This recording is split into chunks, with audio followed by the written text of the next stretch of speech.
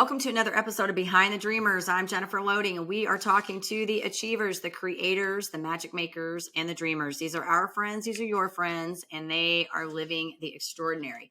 Well, I am super excited about my guest today. This is going to be so much fun. He's a former school teacher, and we're going to find out what he's doing now because he's like taking a whole different route, which is so awesome, and I love this. But before we get him on, I do want to do a quick shout out to our sponsor. So, today's episode is brought to you by Walt Mills Photography. If you are a creator needing post-production, consultation, or promotion, Walt is your guy. Whether short films, YouTube films, or photography work, he can help you find a solution to match your needs. To learn more about Walt and his work, you're going to want to go to photosbywalt.com. All right. I'm so excited about my guest today, Ron Alexy. This is going to be so much fun, Ron. He's a performance artist, stand-up comedian, actor, musician, and he also is a financial service professional. He says his journey brings him new challenges as he works to live out his potential, and he says that his journey has been an odyssey, that the arts have always been his North Star. So, Ron, welcome to Behind the Dreamers. I am so excited to have you here today. Good to be here. Thank you for asking me to come on the show. So I want to open this up real quick. I want to talk a little bit about what you're doing right now. So tell us a little bit about how you arrived to where you are and what you're doing. Okay, how I arrived here. Well, I think, where do I start? Okay, one of my inspirations, right, was Inside the Actor's Studio. Like, I used to, really dream about being on that show. And in this journey, I think one of the things I'll kind of lament about my story is that I'll never be on that show because James Lipton has, he's passed away at this point, right?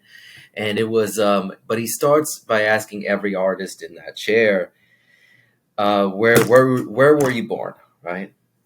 And everyone says, I think Martin Lawrence is born in Luxembourg, Germany. I think it's, but every artist says where they're born. And I was born in Wiley, Texas, right?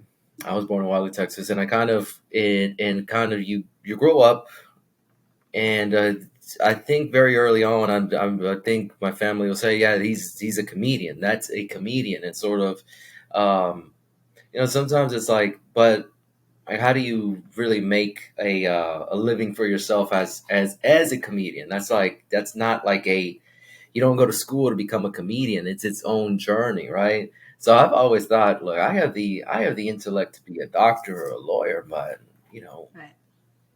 I'm a comedian. You know what I mean? Which is its own story that you just kind of you feel that that's the thing that calls you and that brings you joy, and you decide that's what I'm going to do with my life. And so, there's some times where I've been kind of derailed a little bit, but I've never completely lost sight of that's what I want to do. I want to get on stage and talk to people, and then these ideas, and just communicate with them. And then, sometimes it's this is why my life is comedy is really about why your life is hard. Sometimes it's that's what comedy's about. So if someone is someone might be, they might be short, right? So they make jokes about being that. Or sometimes if they're, they might be overweight, they might be do jokes about that. So whatever your struggle is about, that's what comedy's about, and I think, yeah.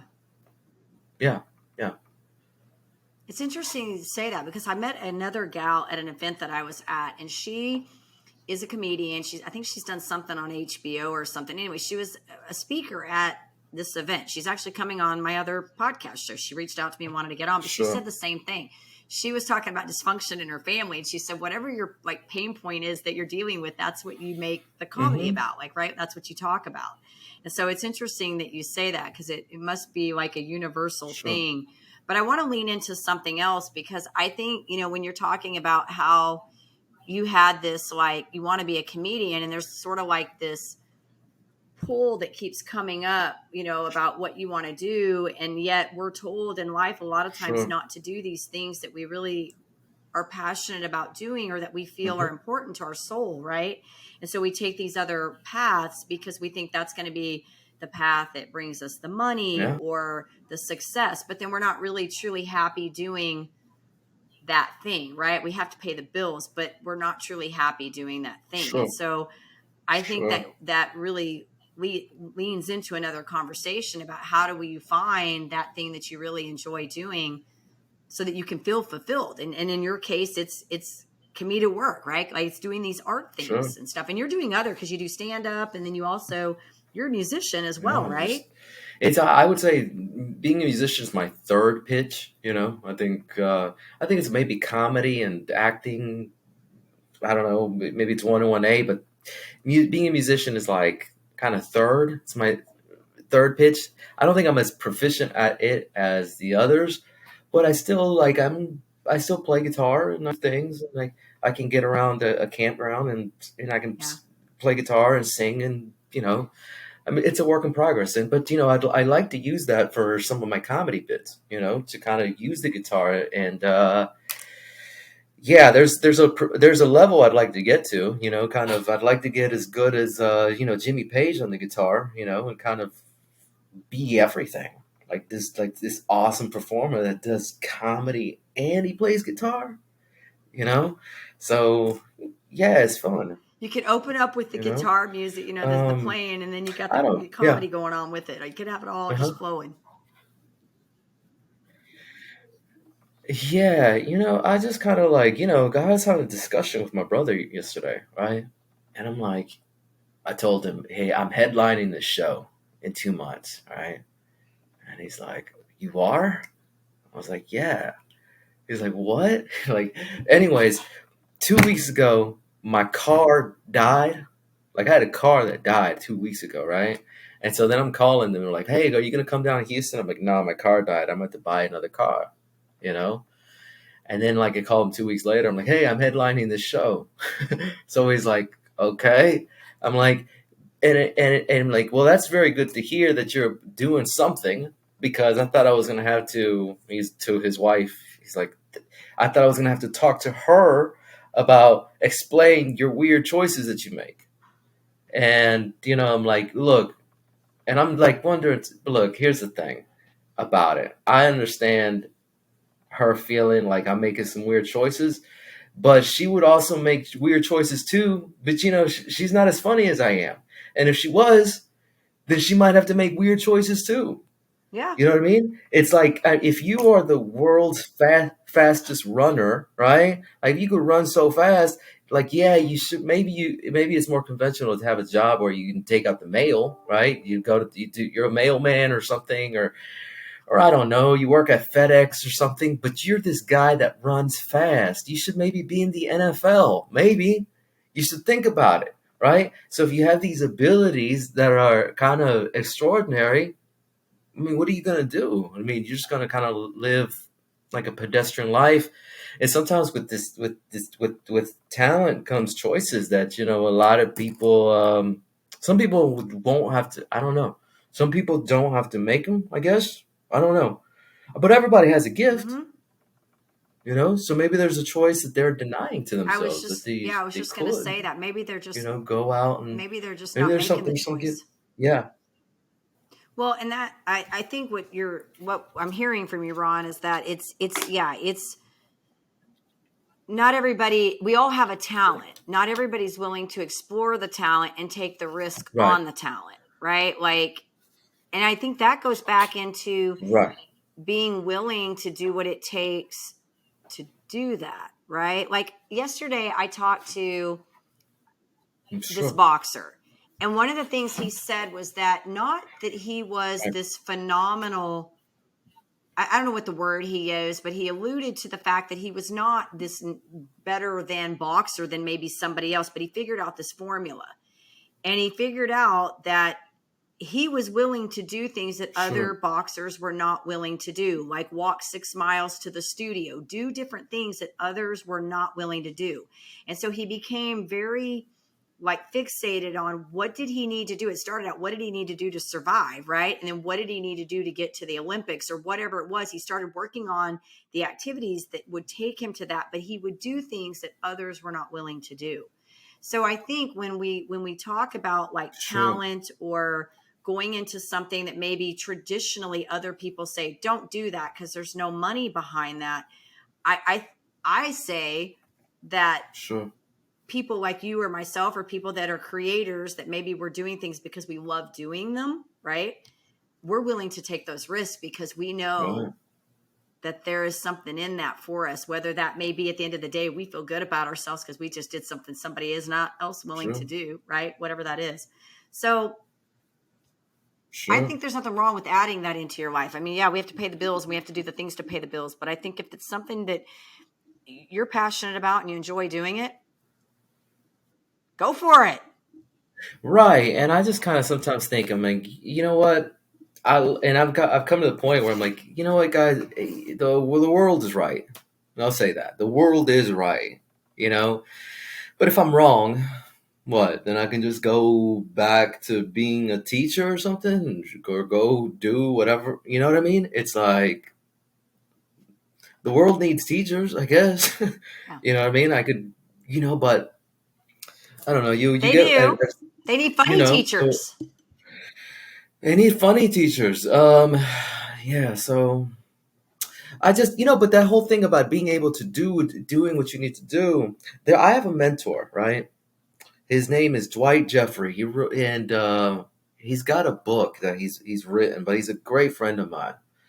And I read in his book that there was sort of like I think that some of the grades, I think it was like Jerry Rice, he would catch bricks, right? He would catch bricks, or he would like go up a mountain and kind of be like tie a tire to himself and go up this hill, not a mountain, a hill. He'd go up a hill, do that because he wanted to make sure he had soft hands to catch these bricks, but then also he wanted to be able to like outlast the cornerback, like into the fourth quarter. When that cornerback was tired because of his training regimen, he designed something to be able to outlast the defensive back. So he was just kind of like there's something to that, just being able to do what others aren't willing to do.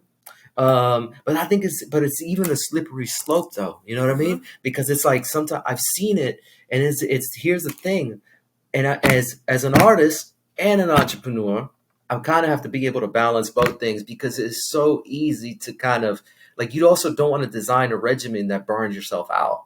You know what I mean? Like there's like Right. sometimes there's a like I know certain entrepreneurs where they're the one man show and then they're burning themselves out. I mean, they are willing to do what others aren't willing to do, but it's like, man, sometimes you gotta have systems too. I think you know what I mean. So it's like, it's I'm a comedian and an artist, but I've also been I've been I've had to have an entrepreneurial mind, as I've shifted from being a school teacher to my day profession as I do life insurance and financial things where I work with people and kind of try to, uh, do different things. Sometimes it's like debt elimination and kind of do that through actually software systems. And anyways, that's a different conversation. But yeah, burning people, not burning themselves out. I think that's important too. I don't, yeah, yeah, Yeah. yeah, Yeah. yeah. I think it takes good coaches, I want to ask you, Yeah. yeah. So let me ask you this, Yes. because coming from having a job where, yeah, you're somebody else is paying your check and Sure. moving into this entrepreneur space, Right. what do you feel like has been maybe the trickiest thing for you, like the biggest challenge? Oh, well, it's I think people opening up to have a conversation, and sometimes them even kind of trusting you to have this conversation. And sometimes for me, I do kind of have to deal with. I'm in a unique space because I'm a comedian and I'm a financial professional. So those two things kind of look like they go against each other at times, right? Because it's Yeah. like Left brain, right brain. right. I'm Yeah. telling you, sometimes it goes Friday, Saturday, Sunday comedy. I've been doing comedy. Then Monday, it's like insurance, and it's like it's a whole completely different part of my brain. Um, and it's hard. But anyways, with the insurance, it becomes people sort of like opening up and having conversations. I think that's the hardest thing, but I do it because I do believe in it.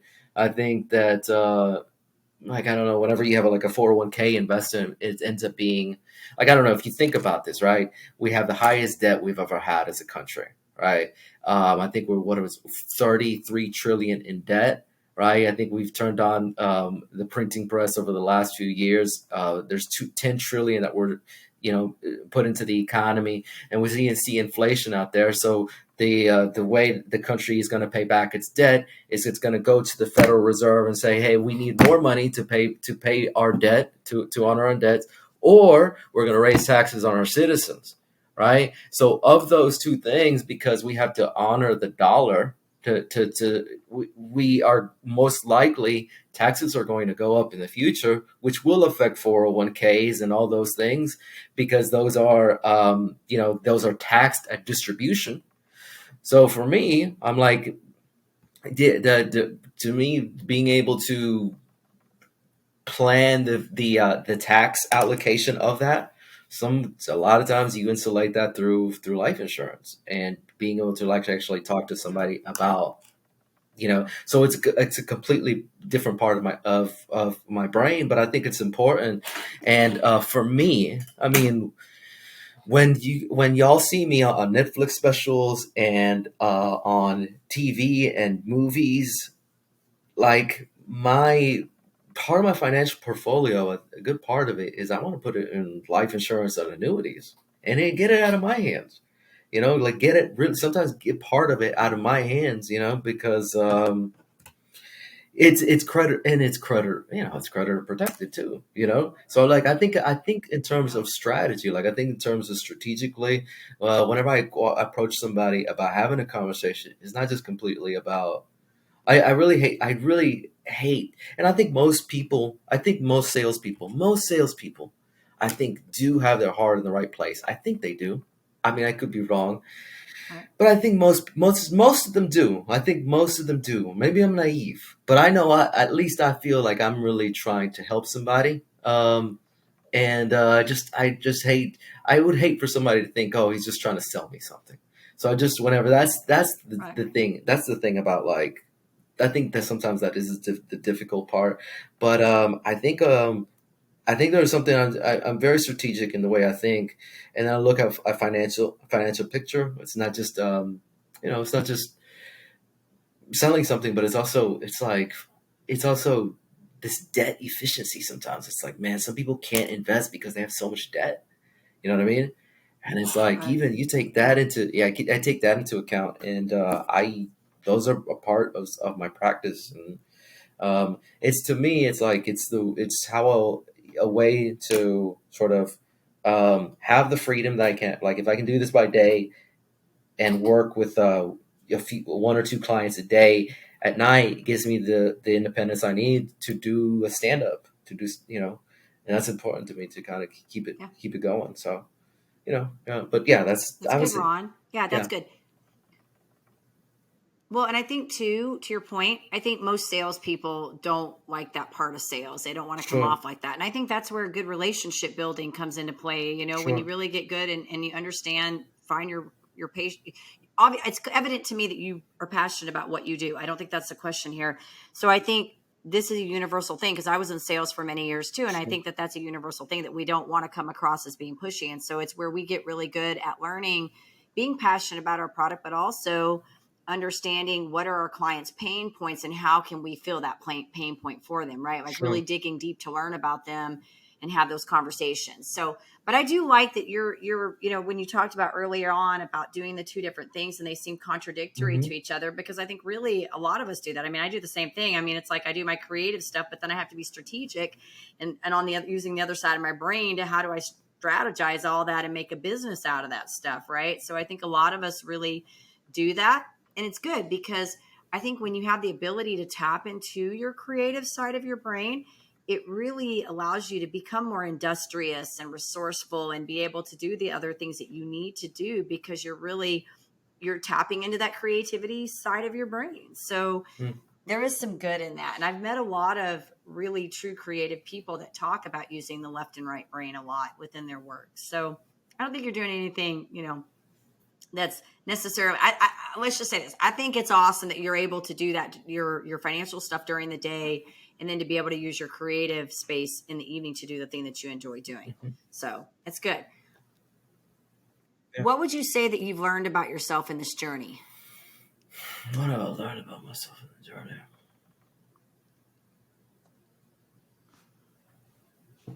Well, I think I'm really like,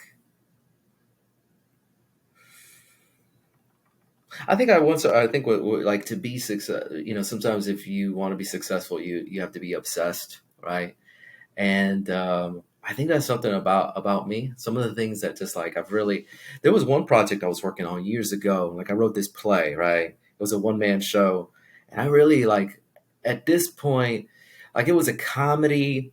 It was a comedy about the apocalypse and conspiracy theories, you know, and one of the premises is I guess that whenever Black Friday happens, right? There's all these, there's when there's no more room in hell, the dead are going to walk the earth. So on Black Friday, the Mm. the zombies show up to Walmart, right? Waiting for them to open the store, and the zombies show up and they eat all the people in line. They like, and for 24 hours, the cops weren't called or nothing seemed out of the ordinary, you know. So they didn't really suspect that these were zombies for like at least a day, you know. So it was, but when I wrote that play, I was like, it was a one man show, and actually I did all the characters. I did all the characters, so like 25 characters. Did all the characters, and I think it was I think it was really too ambitious for really a one man show, but I did it anyways, right? And and there's a point where I'm telling you, like it was all I could think about. And then even with when I first started doing comedy, it was all I could think about. Like it was the only thing. So there's this thing to me that's just like I can be really persistent about this thing, man. And I don't know, I think I've been described as tenacious, Um, Hmm. is but it's like I think it's that the Steve Jobs principle that in anything that you do, you got to pick something that you love, right? Because he said when he looked back at people's lives, and it was like, what was it that made this person successful?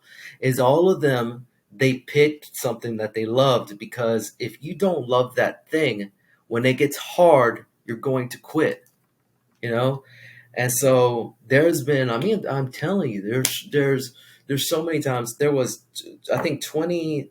I started doing comedy in 2007. Then 2010, I was at the comedy club, and I was kind of doing stand up. I was kind of going in. I'd moved from Austin back to Dallas, but I was still kind of doing stand up. And then I stopped going to comedy club because something happened at the comedy club, right? And it was just kind of my friend. He was even kind of ostracized a little bit, and we were in the same crew, so it kind of affected me. And kind of we weren't. I stopped going to that club. I'm like, I'm on strike. I'm not going. And then for about 10 years, it became sort of, I'm working on this one man show. I started doing like Shakespeare classes with there's this professor at UTD. He wrote all these one man shows. I don't know if can I. Anyways, I don't know if I should say names. Should I? But it was like he wrote all these one man shows, and I thought, I got to learn from him, because he had written like 75 of them, and he had produced like 25 of them, right? And I'm like, this is somebody I should learn from. And then that took me to, after that, I had that show produced, and then it was like, okay, I remember I wrote a project that helped me get my SAG card. And sort of like, and then I think at some point after that, I was like, oh, I got a job teaching theater. But this whole time I'm kind of thinking I'm still like in the arts, and I still haven't lost sight of this is really what I want to do. I think the only point that was really kind of a hiatus was really when I started kind of but it's between 2000 maybe 17 to maybe 20, but I was still kind of like doing things, but it was yeah, I don't know. It's just the only I think what I've discovered is Tenacious. yeah, I just love doing it. And if most people Yeah. who are me would have already quit by now, because it's like, sometimes you don't catch a break, or sometimes you don't get that a part or whatever. Like, I've been up for a part where it was just like, this is a big part and I don't get it. And that's heartbreaking. But it's like, okay, Yeah. I got to get back out there and got to keep doing this thing. You know what I'm saying? And because Right. if I don't, there's that little thing where it was just like, it was a very disappointing feeling, you know? Like at one point, I think I was in North Dakota. I was in North Dakota, right? And I was selling, I don't, I'm not, I was selling a product that did not relate to, which was, Yeah. yeah, I was selling a product did not relate to. And then at the time, I just kind of like, I didn't make a sale. I'm out in North Dakota, and I'm like, and I hardly have any money in the bank. And I'm just like, what does this have to do with comedy? You know what I mean? And I'm sitting, and I remember kind of like sitting in Nebraska, actually, in a cornfield, and I'm sitting there like, what has this got to do with comedy? Why am I here? You know what I mean? And I don't Yeah. know what ended. I mean, it's just, I don't know. What I've discovered is that for some reason I love doing it. Um, Yeah. Yeah. I'm hearing that from you. Well, and that's the thing, I think, Ron, is that if it's something that keeps speaking to you, then yeah, I feel like when things are really, really important to us, they just sort of kind of keep showing up. They find their way. And I had a guest that came on my show, my original show, way back before the pandemic. And one of the things she said, and I don't not going to quote her exactly because I don't know exactly what she said, but she said something along the lines that your strengths always find you. They find a way of showing up. And so I think that some of us recognize those strengths and some of us don't. I will tell you that, like and then we'll wrap this up. But a funny story, like I used to actually get in trouble for talking as a child. Like I got in trouble in school for talking a lot. And I got in trouble at home for talking a lot. And then there was a period of time between middle school, high school, into college, into my 20s, into my 30s. And this went on for a very, very long time where I was actually really kind of shy. mm, I didn't really like to talk. And I took public speaking in college, and I said I would never step in front of a group of people and speak ever again because I hated it so badly. And then I went into Mary Kay when I was in my late 20s, and I went into it because I wanted to be an entrepreneur. And I was with that organization for 22 plus years, moved in the top 2% of the company, and stood in that position for 15 years before I stepped down. But part of my role in that, my duties in that was to lead, mentor, coach, and train. And so I yeah, had to get up in front of people, and I had to do presentations, and I had to train, and I had to do all these things where it required me to talk in front of people. And so I fast forward to where I'm in now, and I tell this story to people all the time, and they laugh, and they're like, there's no way that you were ever shy. They laugh at me. I'm like, oh yeah, there was a time when I was like, no, I would never get up and talk in front of people. And so I think it's interesting that, some of us recognize, like in your case, you recognize, hey, I have a talent. I'm good at this. I enjoy doing this, and I want to pursue this. And some of us have to go around and dig around and lay things, put things dormant for a while, and then they surface up. But I really believe that when there is something that's important to us and that we enjoy doing, it has a way of finding us. yeah, It's whether or not we recognize that it's finding us, and do we take it and we go do something with it. mm, yeah. I feel you. Yeah. For me, it keeps showing up, and if it doesn't show up, I make sure that it shows up again, and I put myself around it. You know what I mean? Very Yeah. cool. Very cool. So what do you have? What do you have coming up next? What's going on? We got Well, some more stand up well, comedy coming up. I just, like I do have that my channel. There's there's the Alexy Show on Instagram. Y'all can find me there, or the TikTok. post things on there, so you can find me there. Alexy, XY. But in a couple of months, I'm producing. Got it. I'm producing, and I'm headlining the show. I'm headlining the show at TK's Comedy Club. So that's gonna be August 6th. Yeah, August 6th. So everybody just kind of Awesome. it should be posted on my Instagram, kind of how to buy tickets within the next week, about week and a half ish. I'll post something. Yeah, there'll be Perfect. yeah, there'll be other comics on there too. It's gonna be an excellent lineup of comics. Like I know there's some shows that just kind of got there's some comics, but these I think were comics that I kind of had to like they were in obscure places, but I got them all together, and I think this Justice League of comedians. So yeah. Oh no wait. Hello. I think we're frozen here, Ron. Not sure what's going on, but thank you for saying where they can find you on Instagram so that we can get your tags in there. We'll make sure when this episode goes out that we allow everybody to know where they can find you. And congratulations on your upcoming show. We'll make sure we get this out before that so people know that they can, in the local area, can come see you in August when you headline the show at TK's. Super fun, super fun. And of course, we do want to say to our audience, if you enjoy our show, please be sure you check us out on Apple, give us a rating over there, and hit that subscribe button on YouTube. And as we always say, in order to live the extraordinary, you must start, and every start begins with a decision. You guys take care, be safe, be kind to one another. We will see you next time.